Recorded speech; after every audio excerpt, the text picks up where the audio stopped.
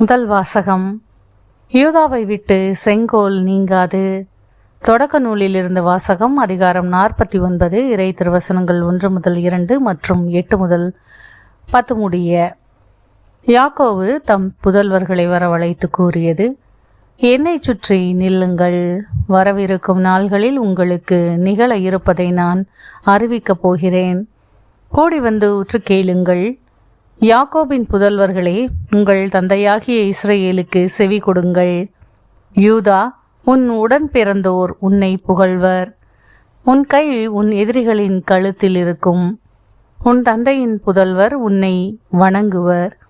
யூதா, நீ ஒரு சிங்கக்குட்டி. என் மகனே, இறை கவர்ந்து வந்துள்ளாய். ஆண் சிங்கமென பெண் சிங்கமென அவன் கால் மடக்கி படுப்பான். அவன் துயில் கலைக்க துணிந்தவன் எவன்? அரசுரிமை உடையவர் வரும் வரையில், மக்களினங்கள் அவருக்கு பணிந்திடும் வரையில் யூதாவை விட்டு செங்கோல் நீங்காது, அவன் மரபை விட்டு கொற்றம் மறையாது. ஆண்டவரின் அருள்வாக்கு. இறைவனுக்கு நன்றி.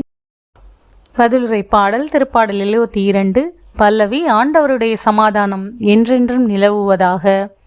ஆண்டவருடைய சமாதானம் என்றென்றும் நிலவுவதாக.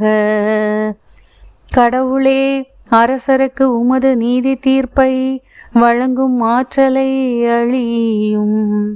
அரசமைந்தரிடம் உமது நீதி விளங்கச் செய்யும். அவர் மக்களை நீதியோடு ஆழ்வாராக. உம்முடையவரான எளியோர்க்கு நீதி தீர்ப்பு வழங்குவாராக.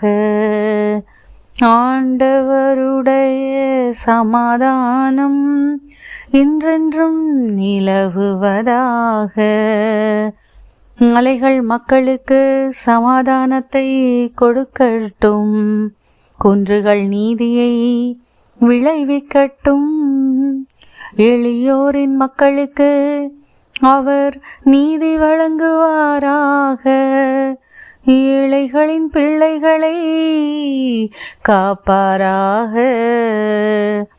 ஆண்டவருடைய சமாதானம் என்றென்றும் நிலவுவதாக. அவர் காலத்தில் நீதி தலை தோங்குவதாக. நிலா உள்ள வரையில் மிகுந்த சமாதானம் நிலவுவதாக. ஒரு கடலிலிருந்து அடுத்த கடல் வரைக்கும் அவர் ஆட்சி செலுத்துவார்.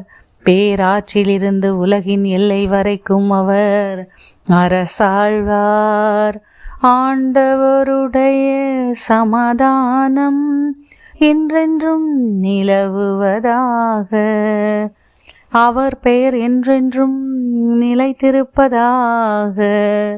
கதிரவன் உள்ளவரையில் அவர் பெயர் நிலைப்பதாக. அவர் மூலம் மனிதர் ஆசி பெற விளைவாராக. எல்லா நாட்டினரும் அவரை நற்பேறு பெற்றவரென வாழ்த்துவாராக. ஆண்டவருடைய சமாதானம் என்றென்றும் நிலவுவதாக. நற்செய்தி வாசகம்.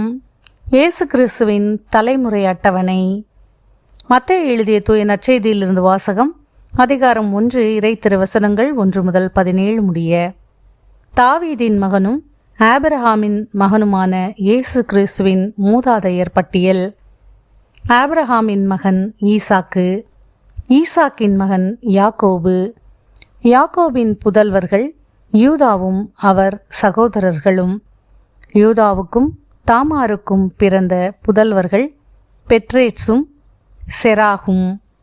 பெட்ரேட்ஸின் மகன் எட்சரோன், எட்சரோனின் மகன் இராம், இராமின் மகன் அம்மினதாபு, அம்மினதாபின் மகன் நகசோன், நகசோனின் மகன் சல்மோன், சல்மோனுக்கும் ராக்காபுக்கும் பிறந்த மகன் போவாசு, போவாசுக்கும் ரூத்துக்கும் பிறந்த மகன் ஓபேது, ஓபேதின் மகன் ஈசாய், ஈசாயின் மகன் தாவீது அரசர்.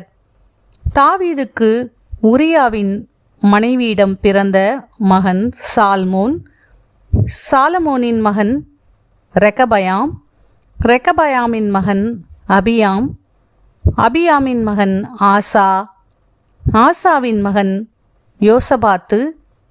யோசபாத்தின் மகன் யோராம். யோராமின் மகன் உசியா. உசியாவின் மகன் யோதாம். யோதாமின் மகன் ஆகாசு.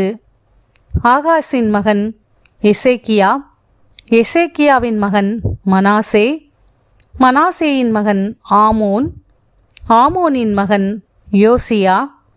யோசியாவின் புதல்வர்கள் எக்கோனியாவும் அவர் சகோதரர்களும். இவர்கள் காலத்தில்தான் யூதர்கள் பாபிலோனுக்கு சிறைப்பிடித்து செல்லப்பட்டார்கள்.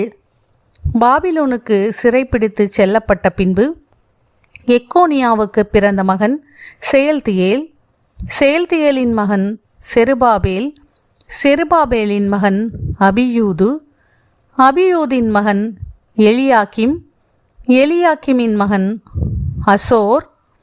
அசோரின் மகன் சாதோக்கு. சாதோக்கின் மகன் ஆக்கீம். ஆக்கீமின் மகன் எலியூது. எலியூதின் மகன் எலையாசர். எலையாசரின் மகன் மாத்தான். மாத்தானின் மகன் யாக்கோபு.